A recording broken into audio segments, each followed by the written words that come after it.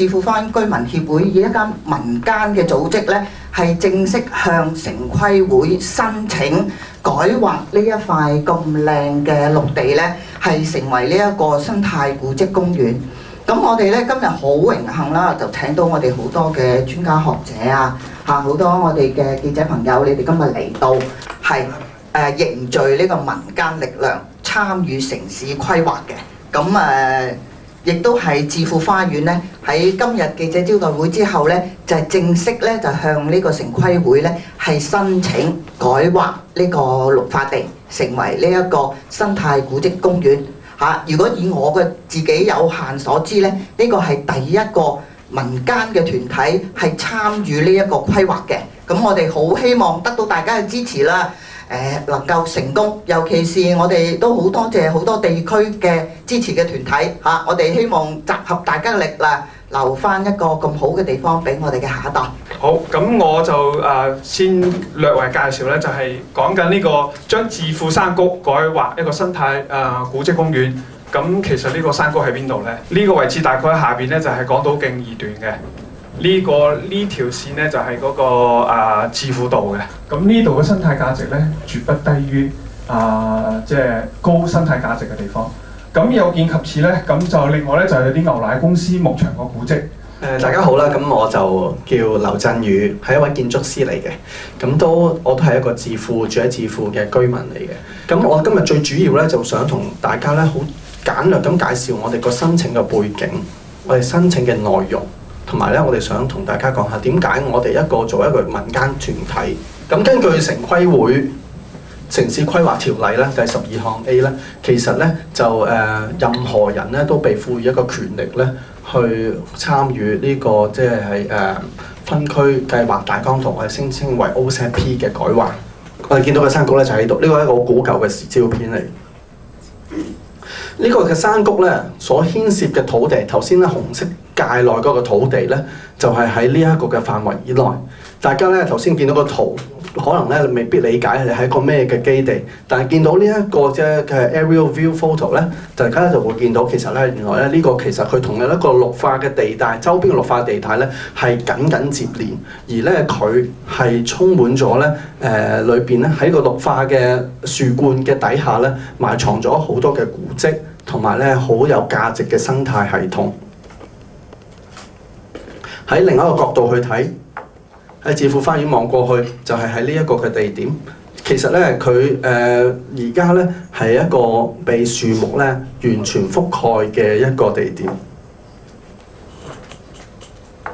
大家都見到係一個山谷嚟，其實咧下邊咧都會有一啲嘅仲有一啲嘅小溪同埋一啲嘅遺跡。咁其實咧當中嘅古樹咧，其實有嘅即係佢嘅密度咧係非常之高，當中仲有好多好罕有嘅古樹。其實咧大家見到啲古樹唔係好細嘅，一個人都攬唔到嘅一啲樹。呢度唔係講緊一棵，我哋有30幾棵，所以咧呢個係一個密度好高嘅有古樹、擁有古樹嘅地帶。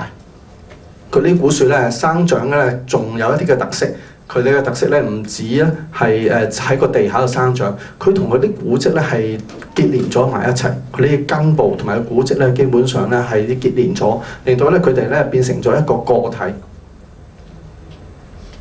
大家見到啲樹全部都係好高好高嘅樹，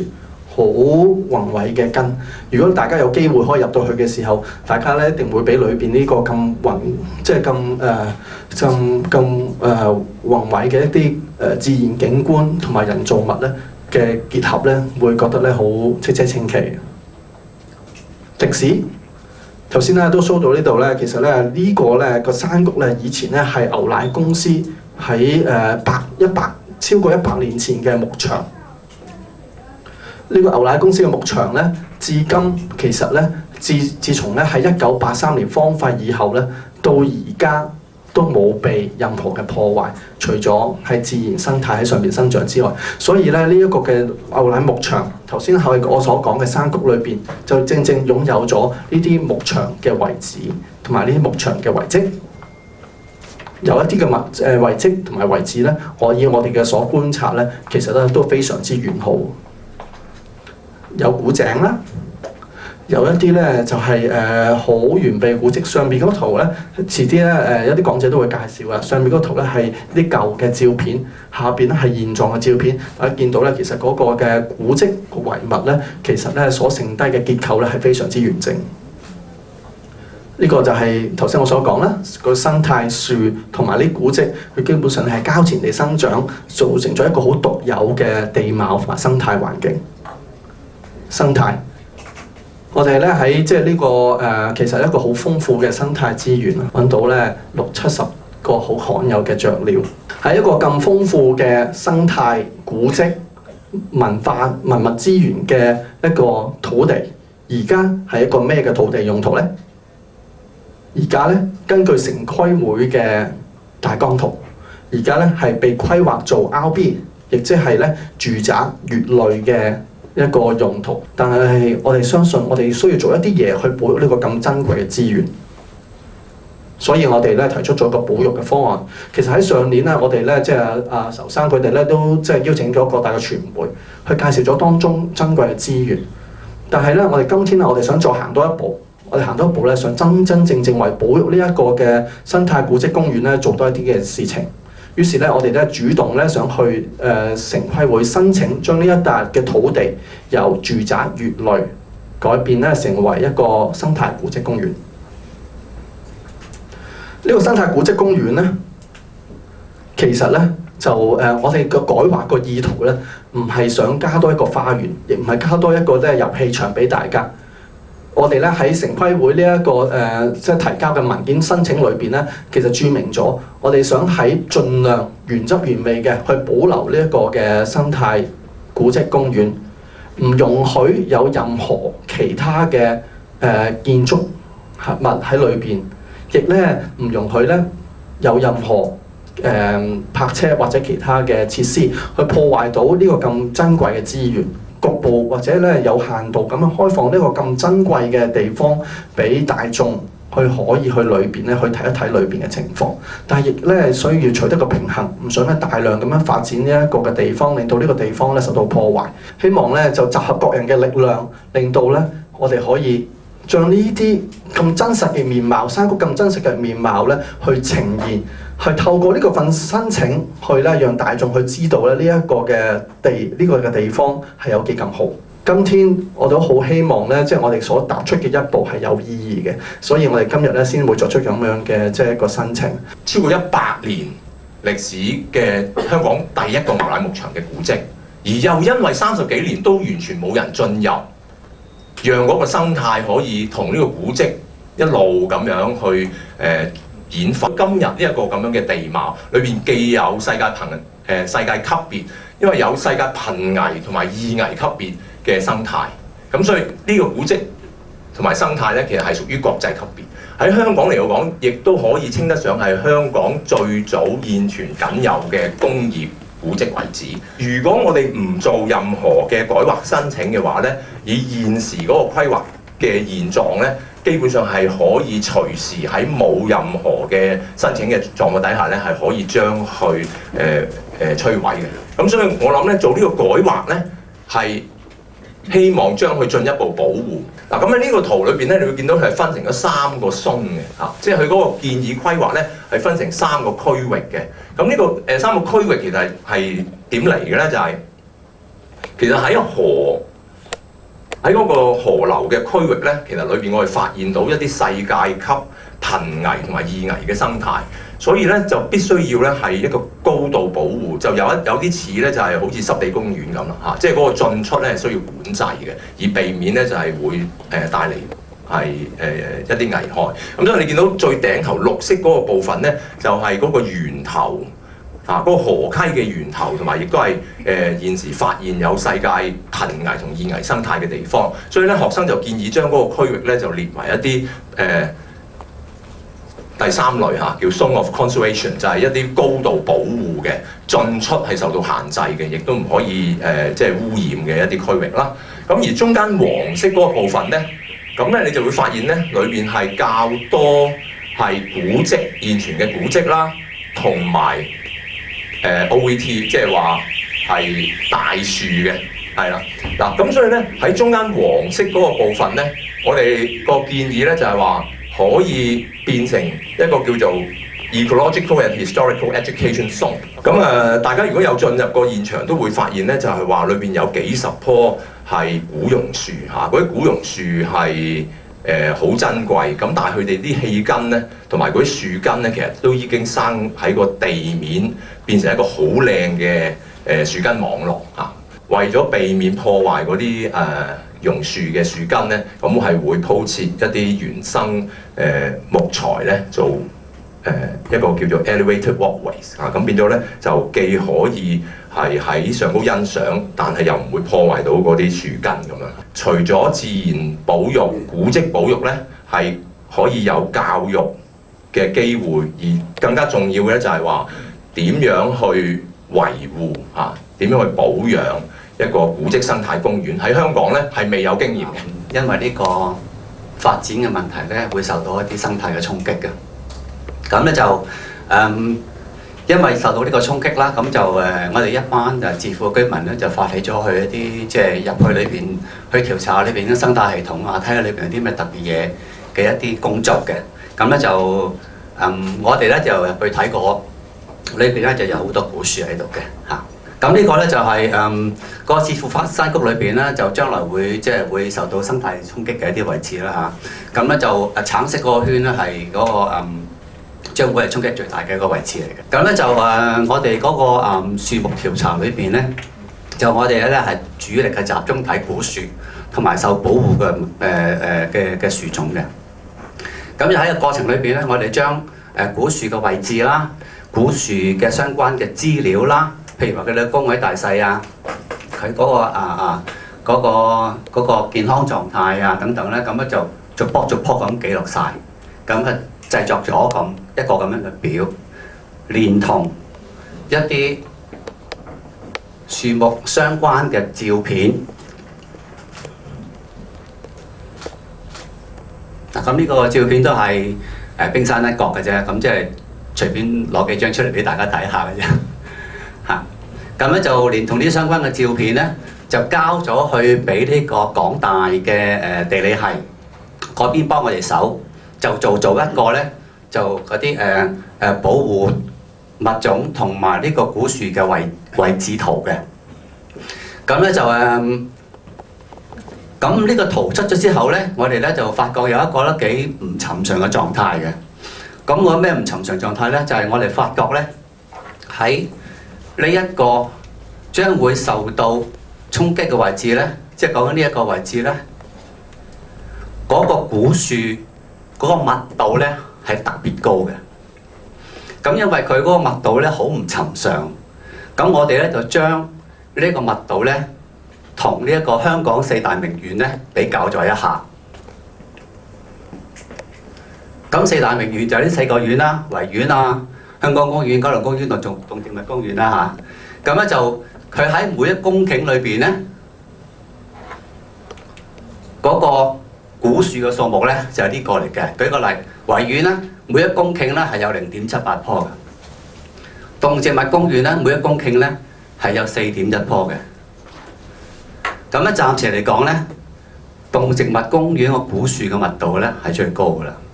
咁我哋睇翻置富山谷，置富山谷有10棵，每一公頃有10棵嘅古樹喺度。咁你話如果呢4個公園係市廢嘅話，咁呢個置富山谷稱唔稱得上叫超級市廢啊？係咪？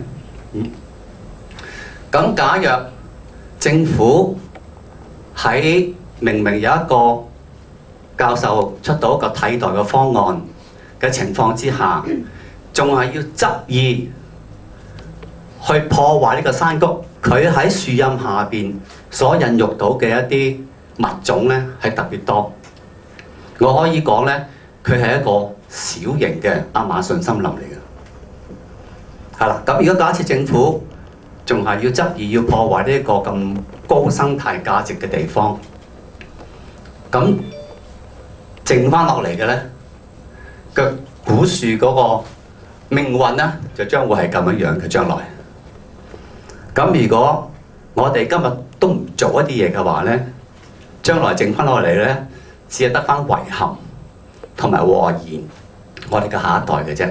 The first slide shows is quite an old one from the 1960s, which is not very good, which shows Waifu Estate down here and the Chifu Valley here. It may be difficult to read some of these because I photographed it from a print, but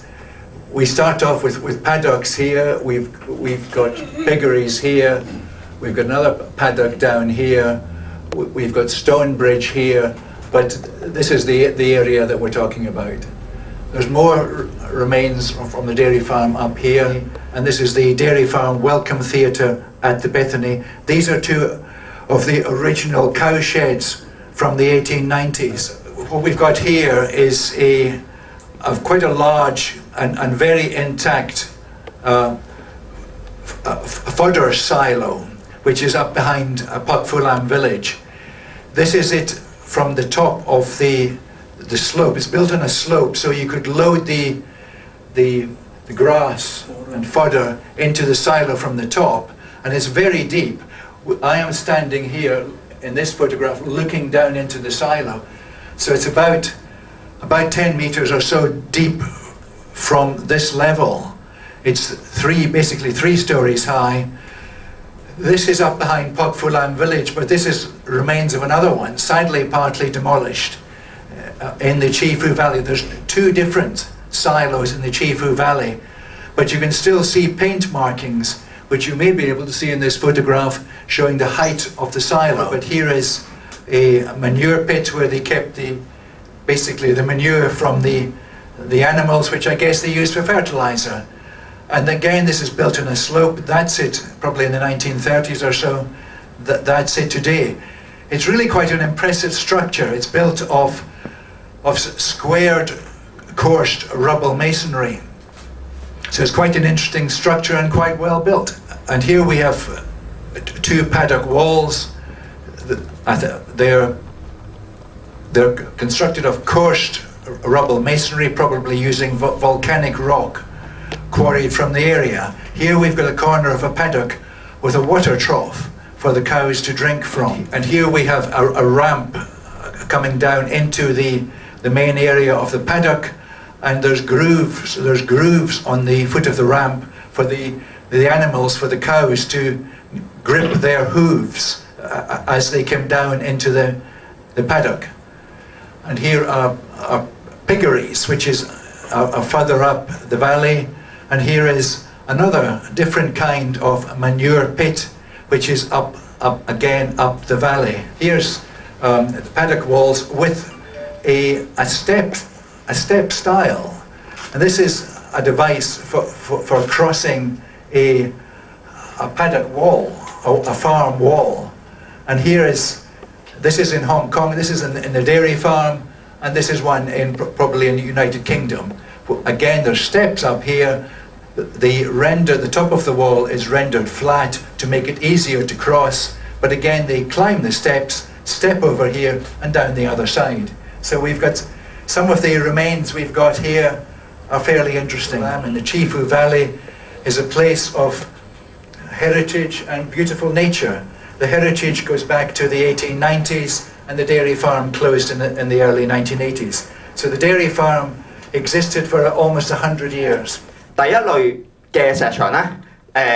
係成個區入邊最早嘅石牆啦。咁我點知道佢係最早咧？咁其實我哋會睇到咧，就係構成石牆嘅石咧，其實佢嗰個分佈咧係好random 啊，我哋叫做。咁佢嗰個形狀啦，佢嘅大細可能會係一律嘅，即係可能個重量啊，總重量係每一嚿係差唔多，但係佢樣貌出嚟咧，其實係。圓啊，有圓啦，有方啦咁樣，咁所以其實係不規則性係好高嘅。咁另外一樣嘢，我點知佢係一個比較早期嘅石牆咧？因為咧，其實咧，如果你睇下個牆個頂咧，其實佢會有一個石屎做嘅一個帽咁樣嘅拱頂咧，係防止上面積咗啲垃圾啦，同埋咧係會令到咧佢保護咗啲落雨嘅時候啲唔會吸咗啲水入去個牆嗰度啦。咁而呢一個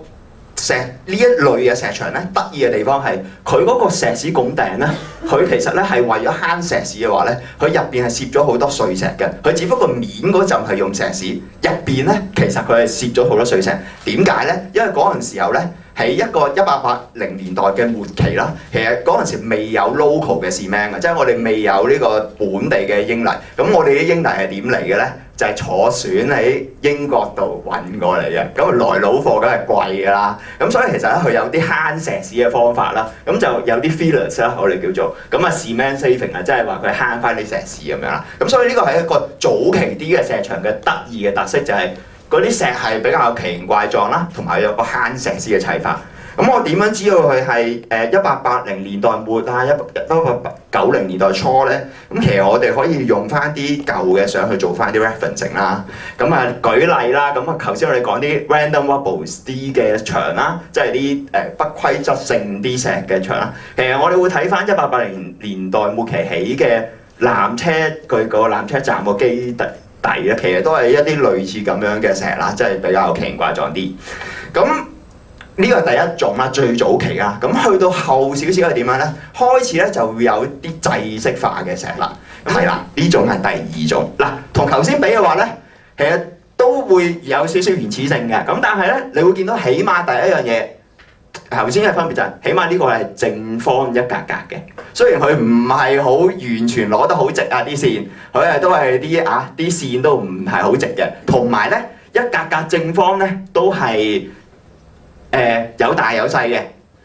但係咧呢個叫做一開始有呢個雛形啦，就係有呢個橫同埋直，有 rows 同 columns 嘅感覺出咗嚟啦。呢個就係啦，即係 Excel 你哋用開 rows 同 columns 咧係嘛？有橫排直排，呢個就開始有嗰種橫排直排嘅感覺啦。咁呢個我哋叫做 Type B 啦，即係第二種啦。同埋咧呢一個得意嘅地方就係咧，如果你睇翻佢依然都係有個石屎拱頂去跣翻啲水同埋跣翻啲污糟嘢。咁但係如果我哋咧即係八卦咁樣咧，我哋懟個電話咁樣咧，我哋就射啲光入去啦。我哋睇下入邊個構造咧，你會發現其實個石屎拱頂入邊係 full cement 嚟嘅，即係話咧係全石屎。咁點解會係 full cement 啊？因為其實嗰陣時咧，1890年代已經開始咧就有 local cement factory， 即係有呢個本地嘅石屎生產。咁啊就唔使咁慳石屎咯喎，係咪？咁所以佢嘅石屎拱頂咧就會係全石屎啊，可以用足少少料啦嚇，唔使咁慳啦喎。咁我哋可以用啲咩嚟做對比去知道佢個年歲咧？咁我哋可以有呢個山頂嘅舊嘅山頂酒店啦，咁佢就係1890年起好嘅。你會見到其實呢張相仲可以其實再放大嘅，不過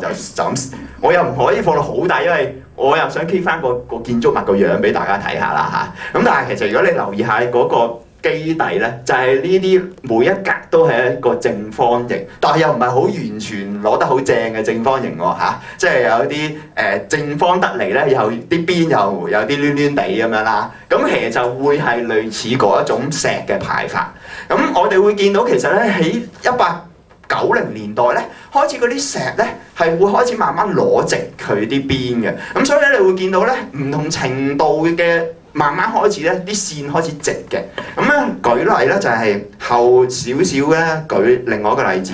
咁啊，譬如話係1888年起好嘅亞賓諾嘅 filter， 即係喺金鐘唔係喺港督府對上禮賓府嚟㗎嗰種 ，sorry 啊，係啦，禮賓府對上啦嚇。咁佢嗰個時候，你見到佢個牆都係類似嗰啲一格格，但係又係每一格正方咧，未必係好均一嘅。嗰啲有啲大有啲細咁樣啦，但開始有嗰種一排一排嘅感覺出咗嚟㗎啦。咁咧，另外就係科士街石牆啦，呢個就好出名啦，即係個石牆樹係咪啊？咁科士街石牆其實就係佢個上邊個建築物咧，其實咧就係以前嘅屠房啦，堅尼地城屠房係1894年起好嘅。咁你就可以幻想下其實去到1894年咧，啲線已經攞到有翻咁上下直。佢依然都未係完全直晒嘅。咁但係咧已經開始有嗰種好比較格仔化嗰個出咗嚟㗎啦，已經係比較出啲啦，再係啦。同埋咧，隨住啲線攞得直嘅話咧，佢中間咧要黐住嗰啲線啦，即係佢啲石與石之間佢要黐埋一齊㗎嘛，佢會有啲石屎咁樣就將埋一齊。隨住啲線攞得越直嘅話咧，中間落嘅石屎就可以落少啲啊，因為啲線攞得直咗啊嘛，係咪？咁所以你見到其實咧，去到1894年度咧，嗰啲線攞直咗咧，中間嘅石屎亦都落得少啲嘅，係啦。咁你大概可以 feel 到嗰個進化啦，係咪？咁咧我哋咧跟住就係第三類嘅石啦，我哋喺即係個置富 Valley 入邊啦，咁你會見到咧第三類石咧係攞得更加直嘅石啦，係咪？咁呢個感覺就同上一個好唔同啦，因為其實咧佢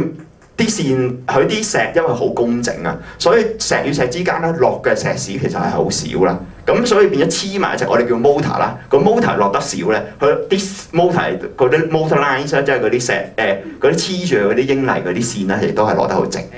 嗱，我哋講第一種就係1880年代尾啦，第二種咧係1890年代嘅石啦，至到00年之間啦。第三種我哋講呢一啲啲紋好幼細嘅就係00年代打後至到20年代初嚇。咁呢一種你會見到其實一拼埋你就知，咦個分別其實佢係同一幅牆嚟㗎，呢條黃色線係我加落去嘅啫。咁你會見到一拼埋一鑊你就知，咦係個分別又喺度喎。呢個都係喺個木牆入邊啦，喺C20嚟嘅，呢個係 C20嘅其中一幅牆嚟嘅。你會見到其實呢啲石咧，佢咧啲正方咧都係大細不一嘅。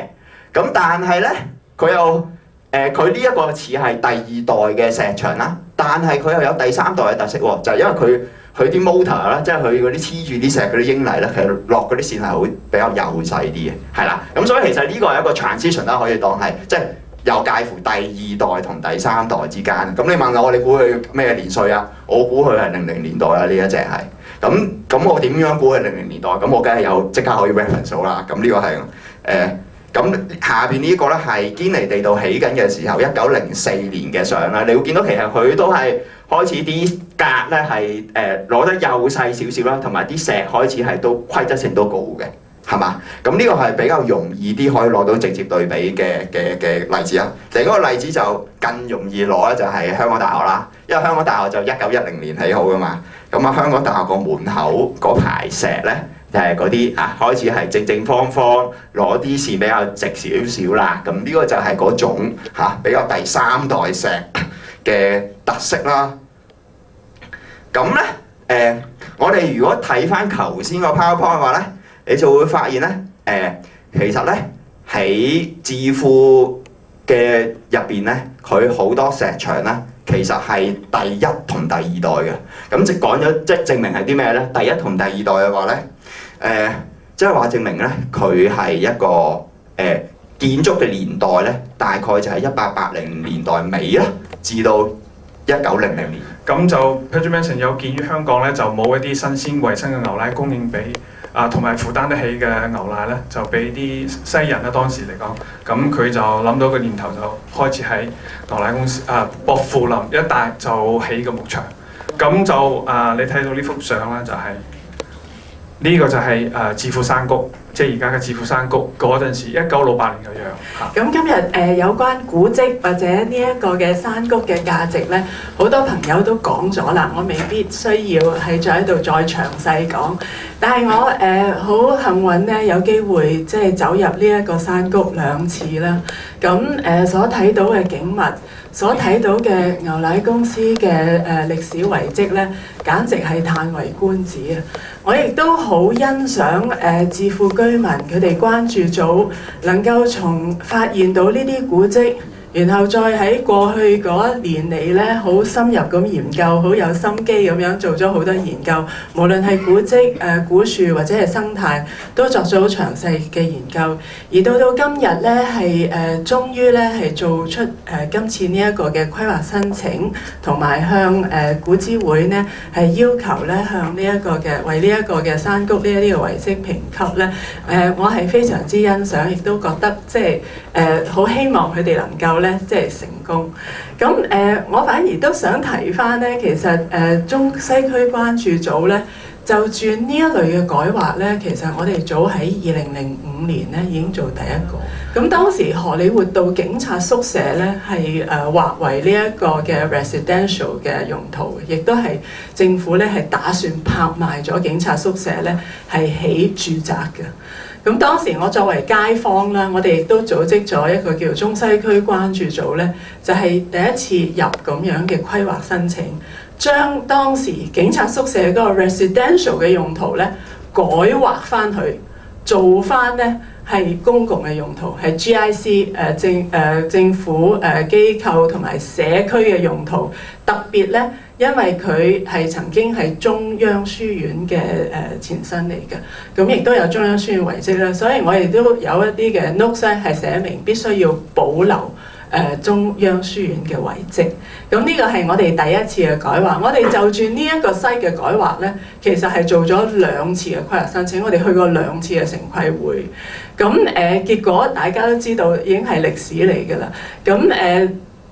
第一次城規會係否決咗我哋，第2次都否決咗其實，但係最終其實政府係接納咗我哋嘅意見，因為佢覺得嗰個地方有歷史價值。亦都咧係有公眾利益咧，係可以將佢改劃做一啲更加係符合公眾利益嘅用途，例如係一個嘅文化同埋而家一個創意產業中心啊。咁最終咧，政府其實喺2009年咧係決定咧將嗰笪地方改劃咗。咁呢一個我哋係就住荷里活道警察宿舍嘅申請。另外咧，政府山嘅改劃我哋做過1次。中環街市嘅改劃，曾經中環街市係商業用途，我哋將佢改劃做亦都係 GIC 用途。所以咧，其實過去即係雖然咧呢一啲申請咧，可能喺城規會咧佢係會否決，佢最初會否決。但係如果我哋嗰個理據係充分，我哋嘅說服力係足夠，呢一笪地方的而且確係有歷史文化價值、有生態價值嘅話咧，其實政府咧係必須要聽。咁當然亦都係有賴咧，其實譬如係智庫居民嘅支持啦，或者係社會上邊大眾嘅支持。我希望咧，你哋入咗呢個規劃申請之後咧，喺公眾諮詢期嘅時候咧，必須要動員晒智庫嘅居民啊，或者全港即係熱愛古蹟啊、文化生態保育嘅市民咧，都嚟支持你哋呢一個規劃申請，有好多嘅意見書去支持呢個申請，等政府咧都聽到市民嘅聲音。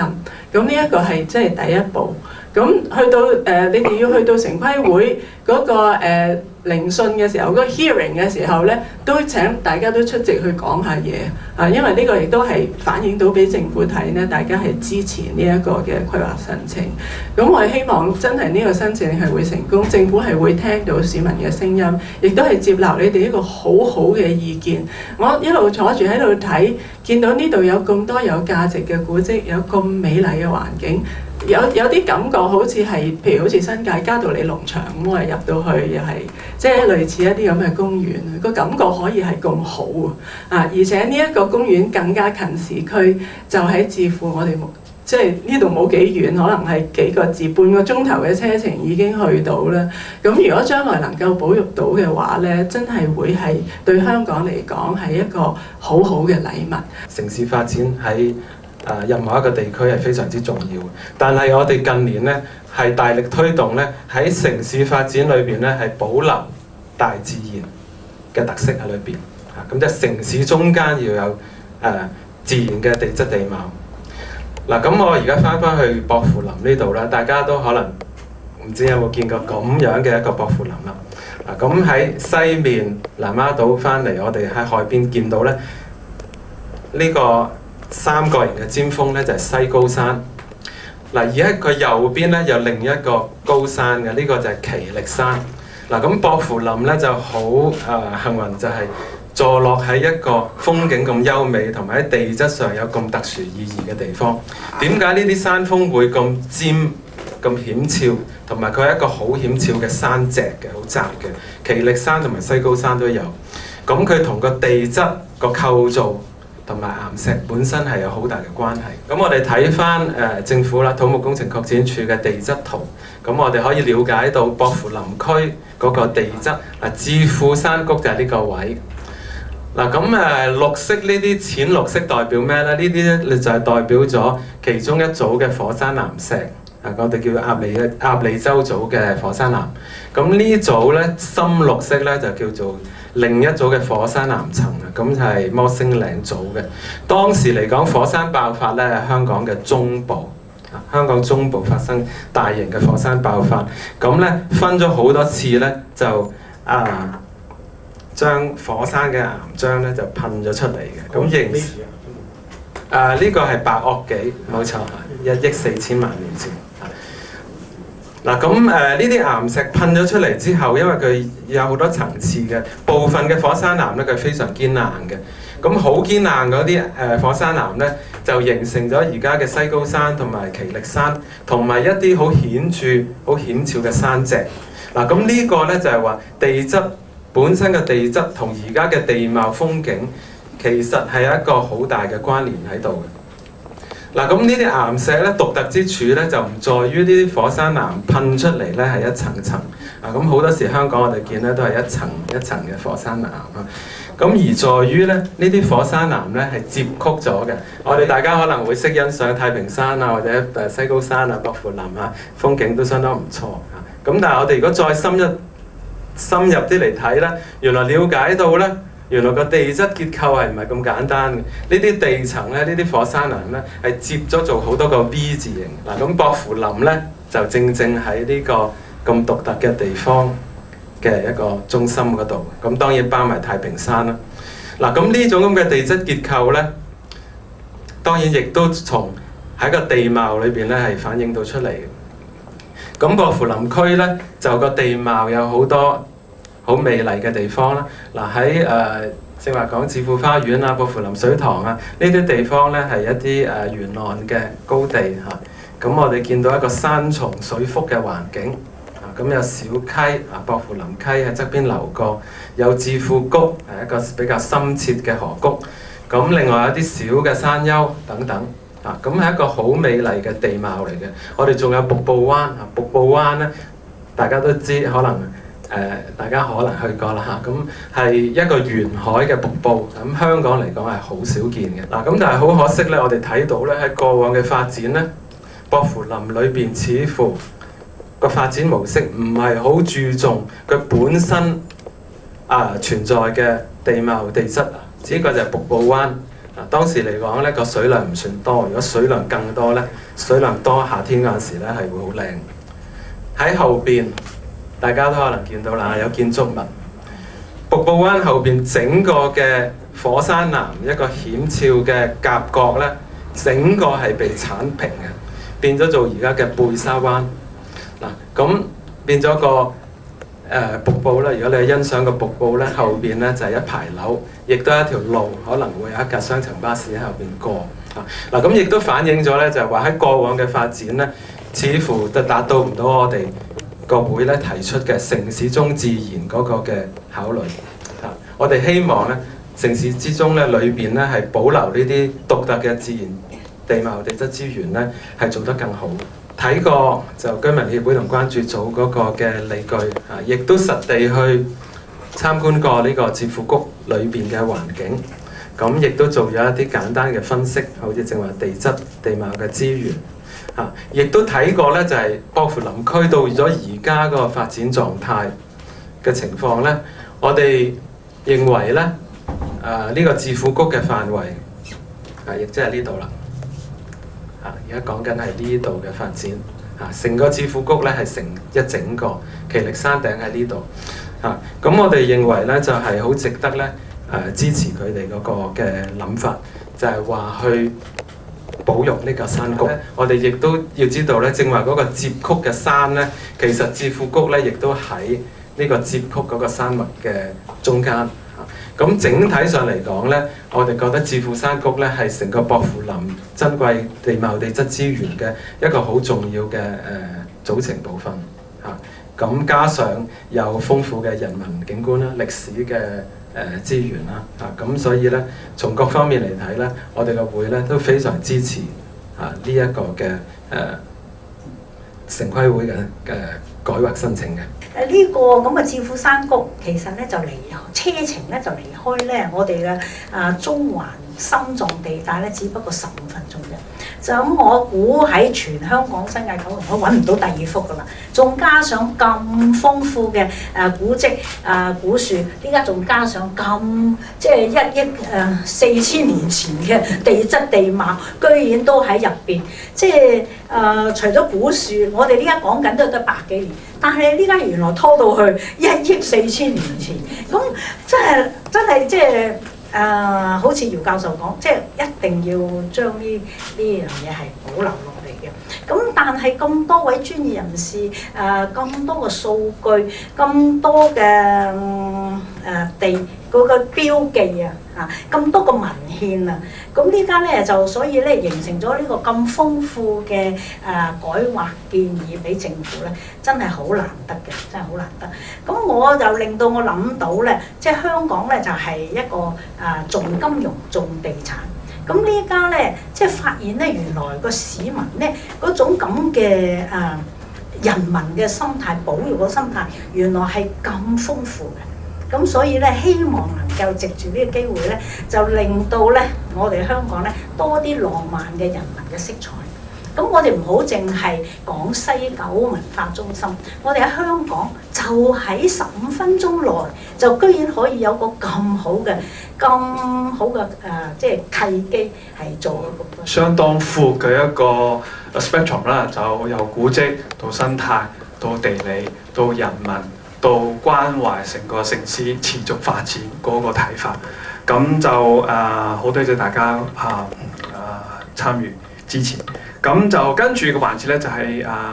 記者答問環節啦。我想問個程序會係點樣樣咧？即係其實預計會幾耐時間啦？咁同埋即係其實民間去做規劃，即係可能之前羅小姐講過，即係都試過2次否決。咁其實你哋即係嗰個預計嘅情況會係點樣樣咧？即係同埋你講到有部門支持，咁其實可唔可以講下邊啲部門其實即係或者即係積極回應過你哋嘅申請，包括房屋署，因為其實即係華富邨重建都可能會即係都可能會利用到呢啲土地嘅，咁即係其實嗰個衝突會係點樣樣咧？好似頭先 Katie 所講咧，我哋將會咧喺今日咧就會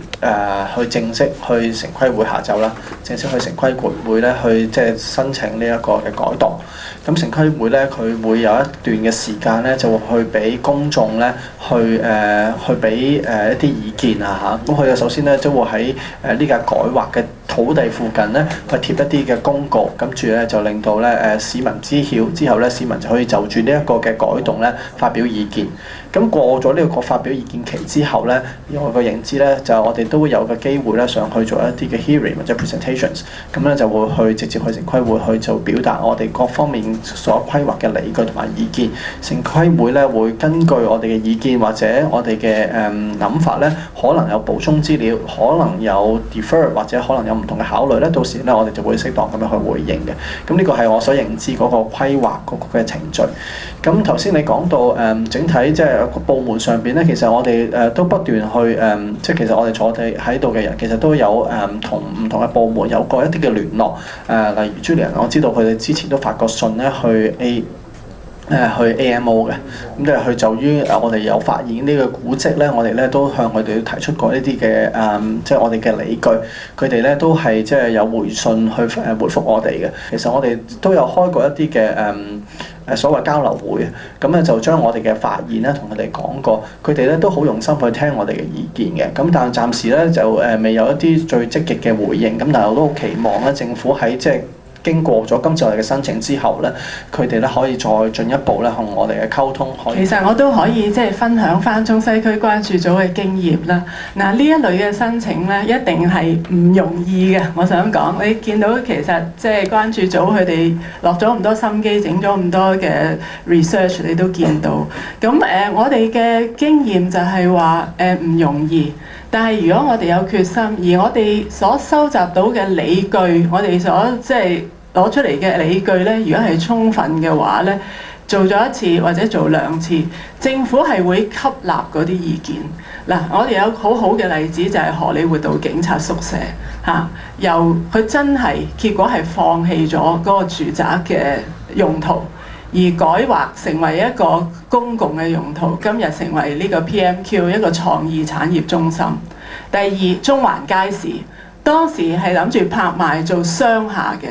結果政府吸納咗市民嘅意見，佢將佢改造城市綠洲啦，最初就係而家都係喺市建局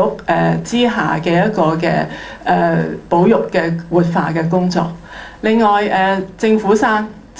嘅西座曾經係劃做商廈嘅。最終政府係放棄咗個商廈發展，接納咗關注組嘅意見咧。今日係整個政府山3座保留，而成為一個即係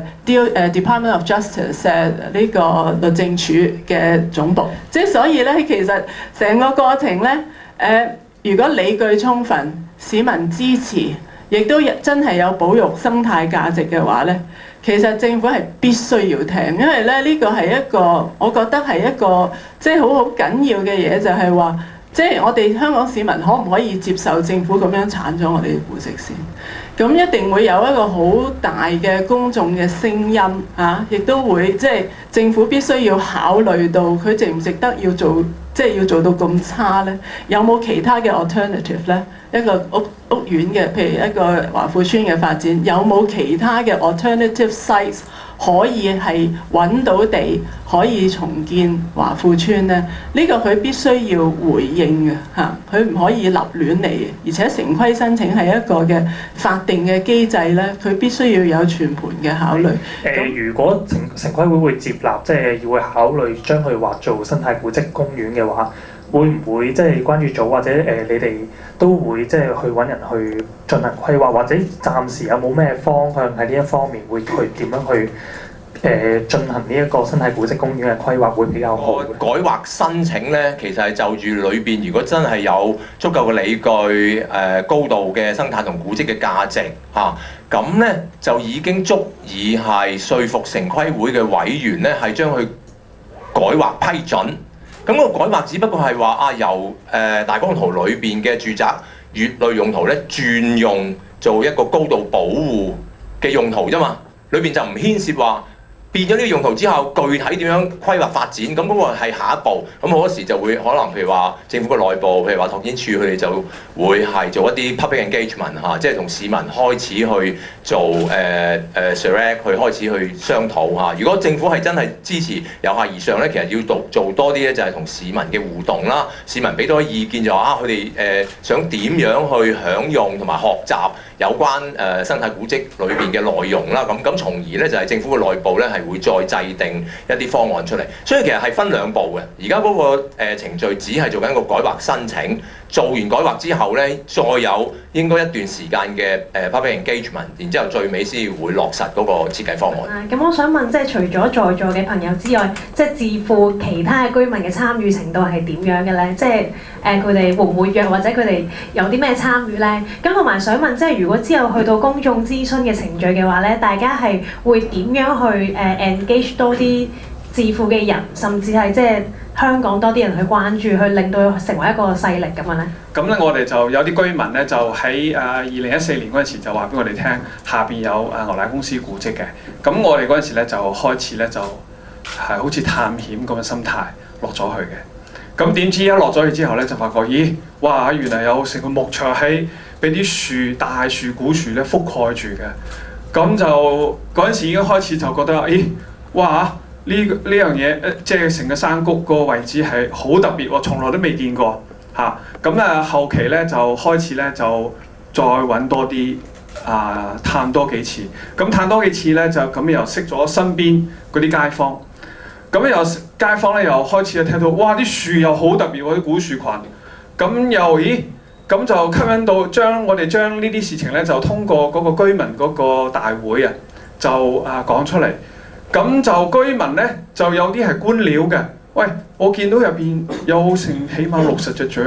喎，佢本身對生態咧，譬如話蛙蟾蜍嗰啲咧，佢又身邊識嗰啲朋友，又對呢啲有興趣，於是乎佢又帶佢嗰啲朋友咧就落去山谷嗰度咧去揾蟾蜍。